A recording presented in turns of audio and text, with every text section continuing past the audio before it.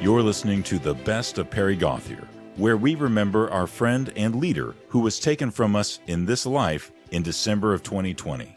It is our hope that his memory lives on in the hundreds and thousands of people who he touched both in and outside of capitals in this country and around the world. We will be sharing interviews that Perry did for radio and television throughout the following weeks. Perry was always prepared to share the good news of Christ and God's love for politicians and people serving in the political realm.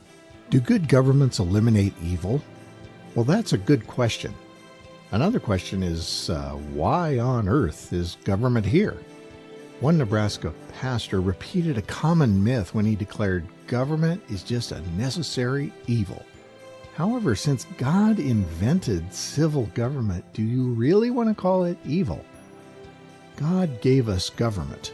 Romans 13:1 says, quote, "Every person is to be in subjection to the governing authorities. For there is no authority except from God, and those which exist are established by God," unquote. Civil government is His institution. But some pastors call government evil. Others act like the church is the only answer to every problem in society. I disagree with both of these positions. However, I do like the biblical balance I hear in the words of the late Reverend Dr. Martin Luther King Jr. He said this, quote, "Now the other myth that gets around is the idea that legislation cannot really solve the problem, and that it has no great role to play in this period of social change because you've got to change the heart. And you can't change the heart through legislation. You can't legislate morals. The job must be done through education and religion." Well, there's half-truth involved here. Certainly, if the problem is to be solved, then in the final sense, hearts must be changed. Religion and education must play a great role in changing the heart. But we must go on to say that while it may be true that morality cannot be legislated, behavior can be regulated.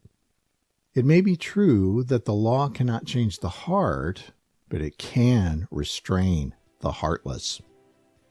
It may be true that the law cannot make a man love me, but it can keep him from lynching me. And I think that's pretty important also." Unquote. I believe Martin Luther King Jr. was right.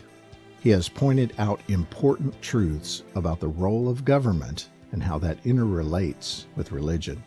If you feel government is a necessary evil, and even if you don't, we recommend you go to capitalstudies.org and sign up for the free Bible studies that will be delivered to your inbox so you can continue to be fed about understanding the role of government in today's society and how it is ordained by God.